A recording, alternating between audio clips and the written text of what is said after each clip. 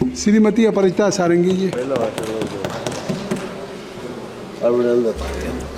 Honorable Chairman, sir, I rise today to speak in favor of the Railways Amendment Bill 2024. This is indeed a privilege and an opportunity for me. Speaker, sir, the proposed amendment is not just a legislative exercise by the Ministry of Railways. It's a very significant step towards modernizing, simplifying, and strengthening one of the most vital institutions of our nation, the Indian Railways. Sir, we are aware of the fact that the Indian Railways was established over 170 years ago. And it's not just a mode of transportation. It is a unifying force. It is an equalizer that binds this vast and diverse nation. I think all of us are aware of this. So from connecting the remotest corners of the nation to driving the economic progress, the Indian Railways has been the lifeline of millions of Indians for ages. And for generations, I can only say that it has symbolized mobility, opportunity, and national pride. So today we have gathered here to speak about the proposed amendment. The Railways Amendment Bill 2024 presented by the Ministry of Railways intends to repeal the Indian Railway Act, Board Act 1905 by suitably incorporating all its provisions into the Railways Act 1989. Speaker, sir, we need to appreciate the remarkable endeavor of the Ministry of Railways for having not only conceptualized the entire idea of bringing in the provisions of the Railway Board Act 1905 into the current Railways Act 1989, but also translating this entire idea, this forward-looking step into reality. So I must tell you that this particular amendment must have been brought by the government which existed a couple of decades back.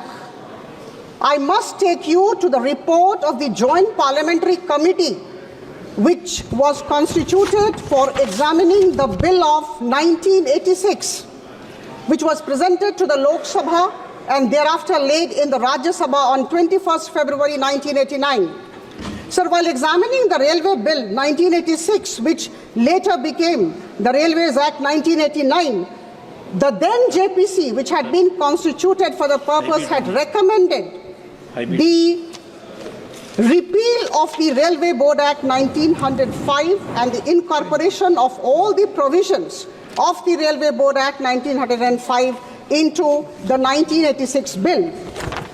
Sir, I was going through that report and I quote from that particular report. You have to give me some time. So para 40 of that particular report of the JPC says, which was written in 1986, the committee note that while submitting a comprehensive bill to consolidate the law relating to the railways, the government have not included the provisions of the Railway Board Act 1905 in the Railways Bill. Railway Board Act 1905 is to be read with the provisions of the Indian Railways Act 1890, and as such, it should appropriately find a place in the new Act. But sir, unfortunately, the JPC's report was not accepted. Today, Prime Minister Modi's government has come forward and for simple and effective governance has proposed just one law, the Railways Act 1989, with all the provisions of the Railway Board Act 1905. This will do away with the need to refer to two laws, and this will definitely simplify the whole system. Sir.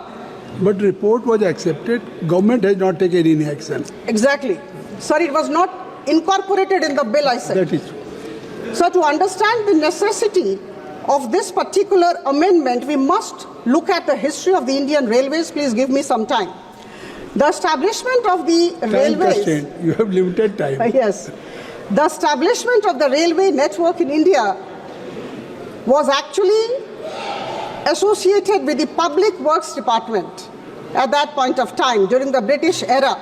And thereafter, with the growth of the princely states and the expansion of the railway network in the country, there was a separation of the Indian Railways from the Public Works Department, and the Railway Board Act 1905 was enacted. So we go fast forward to 1989, when the Railways Act 1989 was enacted. This particular Railways Act 1989 replaced the earlier Act of 1890 and provided a very modern and comprehensive framework for railway governance. But sir, unfortunately, again, this particular act which came, the new law which came, did not incorporate the provisions of the Railway Board Act 1905. At the cost of being repetitive, I am saying this. So sir, we continued with two sets of laws. Kindly conclude. Sir, I'll take some time. Today I have Minister to come has to already taken initiative. some other portions also. Okay. Sir, we continued with two sets of laws all through. The Railway Act 1989 and the Railways Board Act 1905, creating complexity, and hence this particular bill is required. So the functioning and independence of Railway Board will be enhanced with this bill. Sir, at the same time, this is highly pertinent to mention here that there will be no financial implication when we implement this particular amendment, the Railways Act 1989, with the incorporation of the provisions of the Railway Board Act 1905. Sir, the expenditure on Railway Board proposed to be constituted as statutory body under the Railways Act 1989 would continue to be met from the budgetary provision under the revenue segment of the railway budget. And I must inform the House that this time the expenditure 24-25, the expenditure on the railway board would be to the tune of 404 crore. Sir, as I conclude, I'm reminded of the speech of Honorable Prime Minister Shri Narendra Modi ji from the ramparts of the Indian Red Fort on August 15, 2022.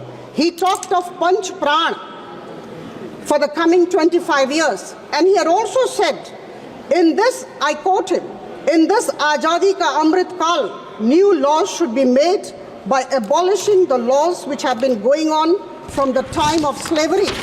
So all the ministries of the Government of India had been asked to identify the obsolete laws and draft new legislations that are in consonance, in line with the idea of a resurgent India. And so the central government, I'm delighted to say, in the House, identified around 1,500 archaic laws, and they have been actually removed from the system.